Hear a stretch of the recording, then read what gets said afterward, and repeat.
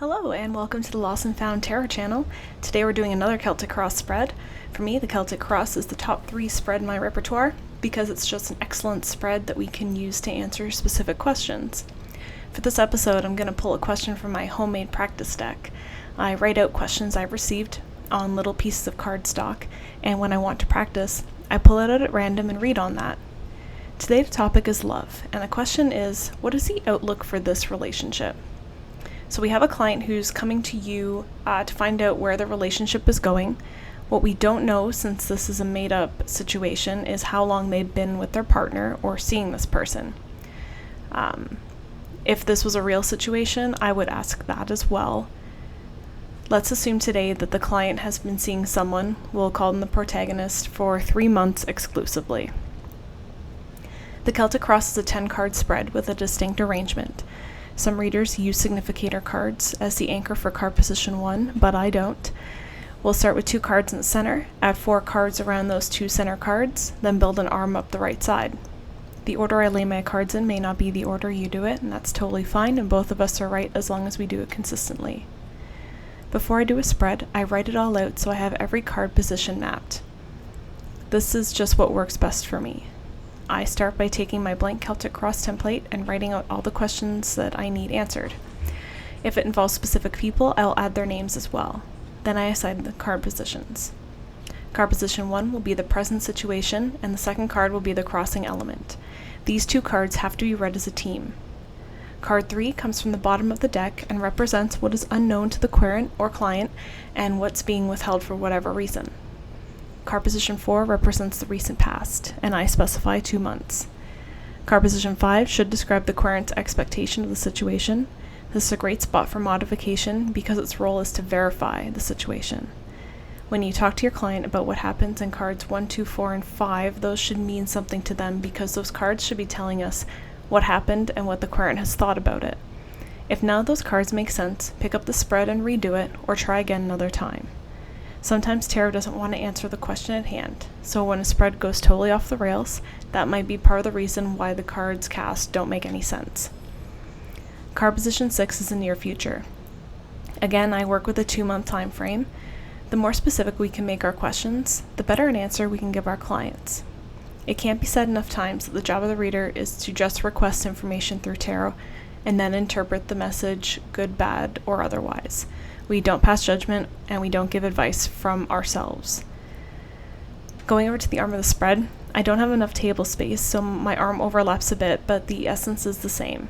Since we have 2 people, I want to know where their 2 minds are, so I'm actually going to do a 7A for the current attitude of the client, and then a 7B for the current attitude of the protagonist. Card position 8 will describe external influences, what is happening around the relationship that may have relevance. Just like we did for card position 7, I'm going to split this into 2 cards for this question. Card position 9A for this spread will be the innermost emotions of the client, and 9B will be the innermost emotions of the protagonist. Finally, card position 10 is our outcome card. I generally put a time on this of 6 months. For the situation and crossing card, we have the Page of Cups reversed and the Ace of Cups reversed. These cards are giving me the impression that the shine is a little off now, kind of like the honeymoon is over. The page in their reversal has an idealized view of things. They are likely a daydreamer type with a lot of preconceived ideas of how love and relationships function, even though they are likely inexperienced in these areas. The Ace of Cups reversed is what's showing us how the client is seeing a shift in the relationship. Now that the dream stage is over, how does the relationship move ahead, and what does that partnership look like? Card position 3 is at the bottom, and in my modification of the spread, it's supposed to show us missing information. It's a what don't I know card. I take this card from the bottom of the deck, but you can pull it from wherever you want as long as you're consistent and do it the same way every time. What the querent doesn't know or has not said is represented by Justice reversed.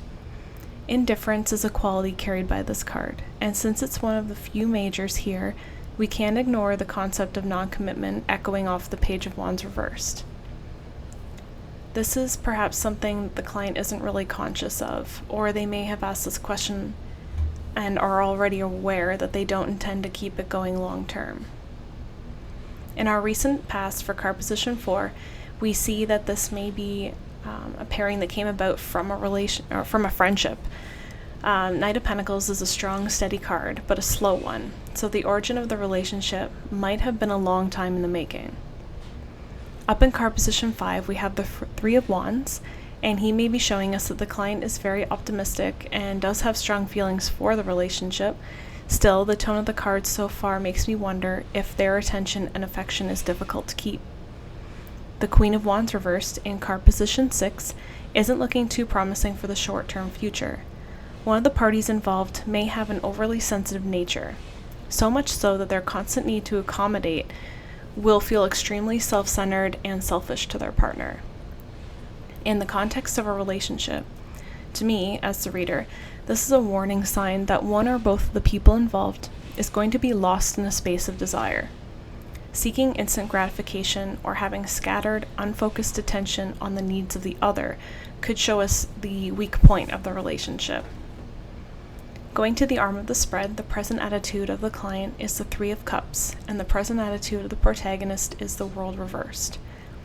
We blend these cards with card position 3, as well as card positions 9A and 9B, to get a more full sense of what these people are thinking. It seems like our client is thinking about having it all, never wanting the enjoyment to end, wants to keep living out some idealized scenario, but reality is starting to settle in. The protagonist is currently feeling a blockage of some kind. Maybe what they are looking for isn't where they are, and they don't want to admit it. It may be that this client is someone who enjoys having an active social life, where the protagonist might be more comfortable at home or in private settings. The Two of Pentacles in card position 8 might tell us that there's a lot going on in the background that will put demands on the attention of the client and or the protagonist. We have some cards of inconsistency, scattered energy, and a concept of being easily distracted in the spread, so this constant state of movement will keep the relationship on its toes. If we dig into the innermost emotions of the client, we do see a person with a great capacity to love and be loved in the Queen of Cups. It is their focus that is the challenge. They might hyperfixate on something and have great intensity for it, but when the novelty subsides, they're just looking for the next shiny thing. This is not because they don't care about the feelings of the protagonist. It's just that they have a difficult time perhaps understanding that fully. It might even be due to some neurodivergence on their part. In the view of the protagonist, Temperance might be saying that they feel there's great chemistry, yet when we look at other cards themselves, the figures are focusing on their own thing, not really interested in each other. Both have a lot in common image-wise, but that's about it. In the outcome card, we see the Five of Pentacles reversed. So there may be a decoupling that happens, which it seems like the protagonist might take a little harder than the client, but we do see a reconciliation or spiritual mending in the long term. So hopefully there will be a revival of the original friendship, or there's a new evolution of the relationship.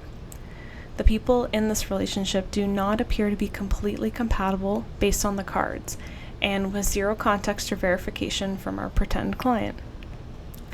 Overall, the outlook for this long-term romantic relationship does not appear at this time, and under the current circumstances, to be in the cards.